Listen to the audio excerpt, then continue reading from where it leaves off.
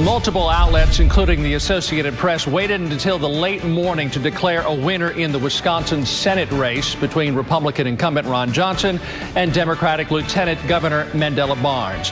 The AP declared Johnson the winner before noon with 51% of the vote over Barnes with 49%. Of the over 2.5 million ballots cast, the margin of victory was over just 27,000 votes. Around 1 this morning, Senator Johnson took to the stage in Neenah to address his supporters. At that time, he said the race was close to being called, but did not declare victory. I want to thank all of you, all of my supporters. I know how hard, how tirelessly you all worked. It's been, quite the campaign, and I can't tell you how much I appreciate that. I will say, unfortunately, it's still so close, and that's a little depressing, isn't it? That lies can be that effective. Lieutenant Governor Barnes did not address his supporters in Milwaukee during his watch party, but he spoke today, and Johnson issued a statement after the results were in. Fox 11's Lexi Schrader has balanced news coverage.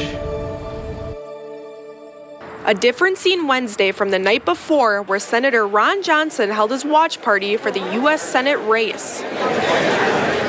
A victory speech for the senator was planned bright and early at 10 a.m. Wednesday.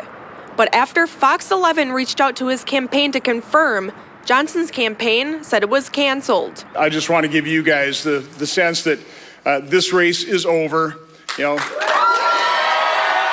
Johnson spoke on election night and thanked everyone who assisted in his race. Let's wait for all the numbers to come in, and then we'll declare victory tomorrow morning. The race was still too close to call as of Wednesday morning.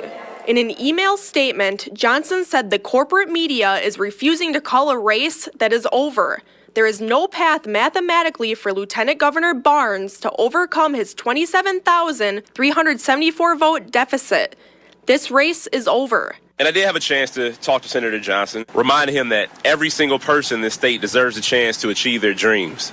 Mandela Barnes didn't speak on election night, but at a noon news conference in Milwaukee Wednesday, he conceded defeat. Now, unfortunately, we didn't get over the finish line this time.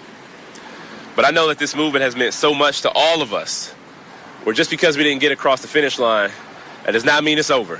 This will be Senator Johnson's third term. Now, I know that you're all disappointed, and I'm disappointed too, because we all deserve better. Truth has prevailed over the lies, over the character assassination. Looking now at the governor's race in Wisconsin, Democrat Tony Evers won the race with 51% of the vote.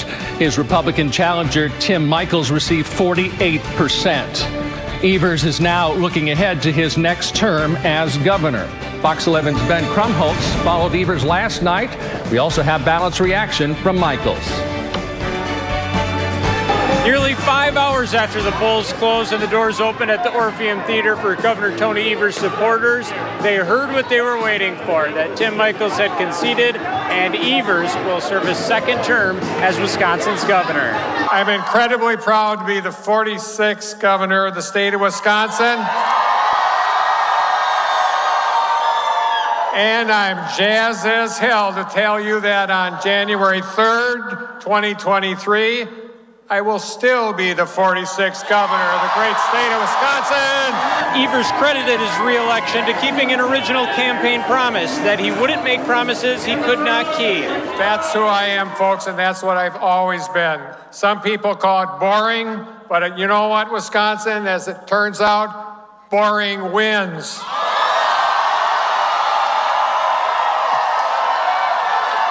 And Mr. Rogers is cool. Evers closed his speech by reminding Wisconsin voters he believes there's more that unites us than divides us. We're going to polka tonight and get back to work tomorrow. Thank you, Wisconsin. We love you. Once again, Wisconsin showing it's a purple state with a very close governor's race. However, the first time in 32 years, Wisconsin elects a governor from the same party as the sitting president. In Madison, Ben Krumholtz, Fox 11 News. After Tim Michels conceded, he thanked voters who came out to support him in Wisconsin. He also looked forward to what he hopes the Evers administration will do.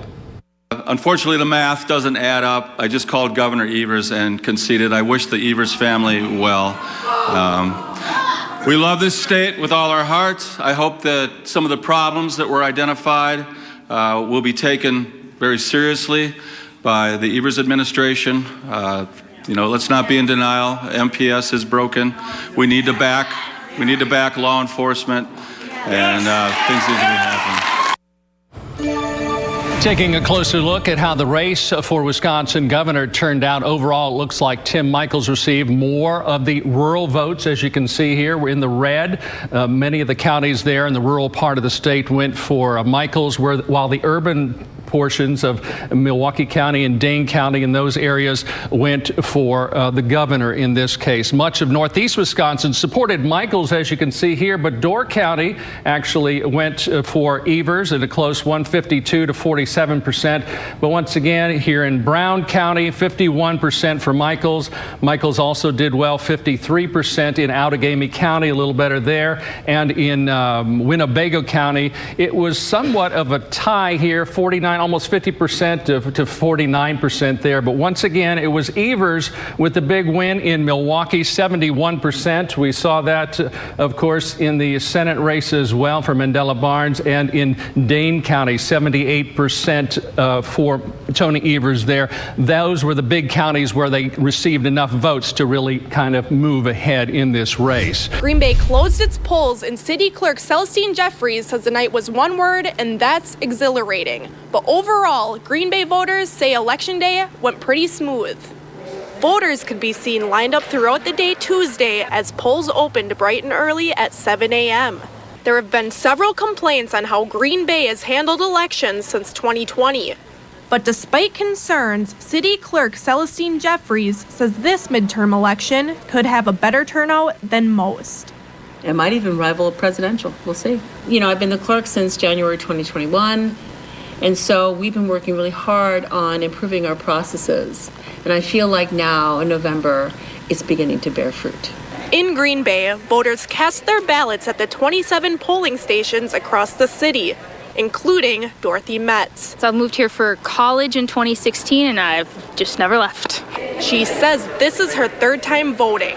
My first year voting when I was 18 in the 2016 election, I had to stand in line and miss my class for an hour. She says voting in this election was one of the easier ones. It took me barely 10 minutes. According to Jeffries, Greenbay had 51,000 registered voters as of November 4th.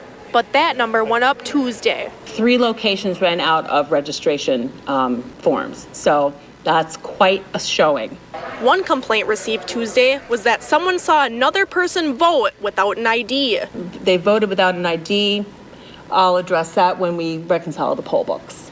Jeffries also said that she had ordered 37,000 ballots for the city, but had to order more of those as well because of the high turnout. Got in, got out, no problems. This is George Rubino's second time voting in a Greenbay election. The last one took a little longer. I had to register and everything, but it was pretty smooth too. For Stephanie Claiborne, this is her first time voting in Greenbay. No complaints from me. Nope, it was good. Being her first time, she says she was still aware of the past election concerns. I was leery about coming, but I'm here. I think it went well. I had to register here, but it was great.